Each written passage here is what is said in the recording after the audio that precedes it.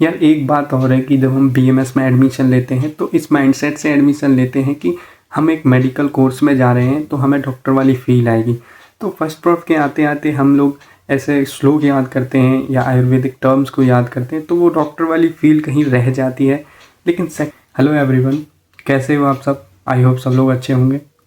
दोस्तों, जब हम बीएमएस के फर्स्ट प्रॉफ से सेकंड प्रॉफ में एंट्री मारते हैं तो सभी लोगों का यही डाउट होता है कि सेकंड प्रॉफ को क्लियर करने का या अच्छे मार्क्स लाने का क्या अप्रोच रहेगा, हम सेकंड ईयर को कैसे टैकल करें। यही मैं इस वीडियो में बताने वाला हूं।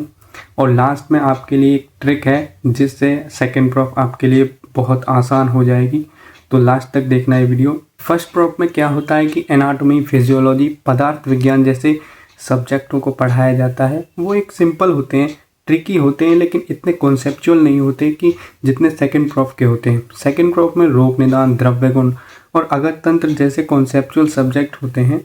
एनाटॉमी, फिजियोलॉजी, पदार्थ विज्ञान जैसे सब्जेक्ट को जब हम क्लियर करके सेकंड प्रॉफ में आते हैं तो उसमें अगत तंत्र, द्रव्य गुण जैसे कॉन्सेप्चुअल सब्जेक्ट पढ़ने पड़ते हैं। तो हमें डिफ़िकल्टीज आती हैं, उसमें प्रॉब्लम्स आती हैं कि इसको कैसे अप्रोच करें।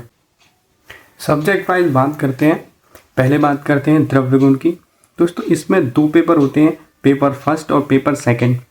पेपर फर्स्ट में जो सिलेबस है वो सप्त पदार्थ पे है, जो रस, गुण, वीर्य, विपाक और प्रभाव पे है। ये जो सप्त पदार्थ हैं हम पदार्थ विज्ञान और चरक में पहले ही पढ़ चुके होते हैं। ये फर्स्ट प्रॉफ का सिलेबस रहता है, इसमें थोड़ा बढ़ा के दिया हुआ है सेकंड प्रॉफ में। ये इतना ट्रिकी नहीं है, लेकिन जो सेकंड पेपर होता है उसमें ड्रग्स दिए हुए हैं, 97 ड्रग्स हैं, उनको आपको पढ़ना होता है। इसमें नोमेनक्लेचर उनका याद करना होता है, रस पंचक उनका याद करना होता है, डोजेज वगैरह, मॉर्फोलॉजी वगैरह भी उनकी याद करनी होती है। तो इन ड्रग्स को याद करने के दो तरीके होते हैं। या तो आप चार्ट बना लें, पूरे ड्रग्स का चार्ट बना लें, अलग से रस पंचक का चार्ट बना लें, नोमेनक्लेचर का चार्ट बना लें, पर्याय का चार्ट बना लें। एक तो ये ट्रिक होती है। और दूसरी ट्रिक होती है आप डायरेक्ट बुक से पढ़ें। प्रियव्रत शर्मा नाम की बुक है, वो बहुत अच्छी है। ये ट्रिक होती है दूसरी कि आप बुक से पढ़ लें। बुक से पढ़ने में क्या दिक्कत आती है, ये बहुत लेंदी हो जाता है और बाद में कन्फ्यूज़न बहुत होता है। इसलिए सबसे अच्छी ट्रिक है आप चार्ट बना के पढ़ें। और ड्रग्स को याद करने के लिए ट्रिक्स बनानी पड़ती हैं और उन ट्रिक्स के लिए आप यूट्यूब पर जाकर देख सकते हैं, बहुत हेल्पफुल रहता है ट्रिक्स के लिए। बात करते हैं रसशास्त्र और भेषज कल्पना की। इसमें भी दो पेपर होते हैं, पेपर 1 और पेपर 2। पेपर 1 में थोड़ा रटने वाला पार्ट है, तो जो टीचर बताएं कि ये इम्पॉर्टेंट है वो आप याद करना। सेकंड पेपर में बहुत सारे फॉर्मुलेशंस दिए हुए हैं, आयुर्वेदिक प्रिपरेशंस दी हुई हैं, उनके कंटेंट्स हमको याद करने होते हैं। जैसे कोई भी चूर्ण है या कोई भी सिरप है, उसमें क्या कंटेंट आए हैं वो सब याद करने होते हैं। उनको याद करने के लिए आपको निमोनिक्स बनाने पड़ते हैं, बहुत सारे चार्ट्स बनाने पड़ते हैं, ट्रिक्स बनानी पड़ती हैं। इसके लिए आप यूट्यूब रिकमेंड कर सकते हैं। यूट्यूब पे जाके आप सर्च कर सकते हैं कि पर्टिकुलर कौन सा प्रिपरेशन है, उसके निमोनिक्स क्या है, उसको याद कैसे करें। तो ये बहुत हेल्पफुल होता है सेकंड प्रॉफ में कि आप ट्रिक्स यूट्यूब से देखें और शॉर्ट नोट्स बना के पढ़ें। यार एक बात और है कि जब हम बीएमएस में एडमिशन लेते हैं तो इस माइंडसेट से एडमिशन लेते हैं कि हम एक मेडिकल कोर्स में जा रहे हैं तो हमें डॉक्टर वाली फील आएगी। तो फर्स्ट प्रॉफ के आते आते हम लोग ऐसे श्लोक याद करते हैं या आयुर्वेदिक टर्म्स को याद करते हैं तो वो डॉक्टर वाली फील कहीं रह जाती है। लेकिन सेकंड प्रॉफ में ऐसा नहीं है। सेकंड प्रॉफ में एक सब्जेक्ट है रोग निदान, पैथोलॉजी जिसको कहते हैं। उसमें आपको इंडिविजुअली सारी डिसीज़ पढ़ने को मिलेंगी, वो फील आएगी डॉक्टर वाली आपको। पैथोलॉजी के अंदर इंडिविजुअली सारी डिसीज़ को आप मॉडर्न में कवर करेंगे और आयुर्वेदिक सब्जेक्ट रोग निदान में आप इंडिविजुअली सभी को आयुर्वेदिक तरीके से कवर करेंगे सारी डिसीज़ को। इस सब्जेक्ट को पढ़ने में अलग ही एनर्जी रहती है क्योंकि ये सब डिसीज़ पढ़ने को मिलती हैं आयुर्वेदिक में और मॉडर्न में भी।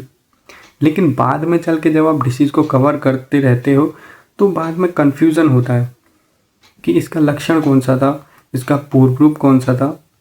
ये सब कन्फ्यूज़न को दूर करने के लिए इसमें चार्ट्स बनाने बहुत ज़रूरी हैं। इन डिसीज़ेज़ को पढ़ने का दो तरीके हैं।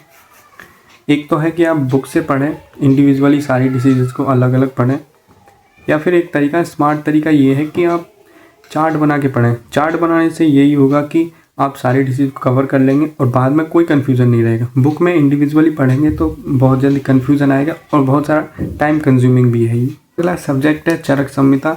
ये तो फर्स्ट प्रॉप से ही चलता आ रहा है, तो इसमें ज़्यादा कोई वो नहीं है कि ये कैसे पढ़ना है। सभी को पता रहता है कि श्लोक याद करने होते हैं और इम्पॉर्टेंट श्लोक मार्क हो जाते हैं, तो इसमें कोई दिक्कत ऐसी है नहीं। लास्ट में आता है अगत तंत्र। इसमें फॉरेंसिक मेडिसिन, इमरजेंसी ट्रीटमेंट और बहुत सारे पॉइजन्स के बारे में आपको बताया जाएगा कि इमरजेंसी में, इस इमरजेंसी में कौन सा ड्रग देना है, कौन सा ट्रीटमेंट आपको अप्लाई करना है, ये सब आपको सिखाया जाएगा। ये थोड़ा बोरिंग सब्जेक्ट रहेगा मेरे हिसाब से, तो इसमें आपको शॉर्ट नोट बना के पढ़ना है और जो भी टीचर आपको मार्क कराए इंपॉर्टेंट, तो उसको रट लेना भाई। तो लास्ट में एक ट्रिक बताने का प्रॉमिस किया था, तो उस ट्रिक का नाम है SSTC ट्रिक। S मतलब श्लोकास, दूसरा S होता है सिलेबस के लिए, और T होता है ट्रिक्स, और C होता है चार्ट्स। तो सेकंड प्रॉप का समराइज वर्जन है ये। तो इसमें क्या होता है कि आपको पहले श्लोक याद करने हैं जो टीचर मार्क कराएं, जो इंपॉर्टेंट श्लोक है वो आप उस श्लोक याद कर लेने हैं। फिर उसके बाद सिलेबस देखना है कि पर्टिकुलर टॉपिक में कौन सा क्वेश्चन आने वाला है। जैसे कोई चरक का चैप्टर है, उससे MCQ आने वाला है या लॉन्ग क्वेश्चन आने वाला है, ये सब सिलेबस में मेंशन किया हुआ है। तो आपको उससे गो थ्रू होना है, उसमें देखना है कि कौन से चैप्टर से लॉन्ग आंसर आने वाले हैं, उनको लॉन्ग आंसर के हिसाब से पढ़ना है, और MCQ किससे आने वाले हैं उसको MCQ के हिसाब से पढ़ना है। और सेकंड प्रॉप में सब्जेक्ट में बहुत सारी डिसीज़ हैं, बहुत सारे ड्रग्स हैं और बहुत सारे फॉर्मुलेशंस हैं, उनके लिए आपको ट्रिक्स बनानी पड़ेंगी। निमोनिक्स आपको यूट्यूब से देखने होंगे और उनके लिए आपको चार्ट बनाने पड़ेंगे। तो इसी पर फोकस आपका रहना चाहिए कि श्लोका, सिलेबस, ट्रिक्स और चार्ट्स, ये इंपॉर्टेंट है सेकंड प्रॉप के लिए। तो ये सब आप कर लेते हो तो सेकंड प्रॉप में आप अच्छे मार्क्स लेके आओगे, अच्छे से पास कर पाओगे। So thank you guys, keep watching my videos.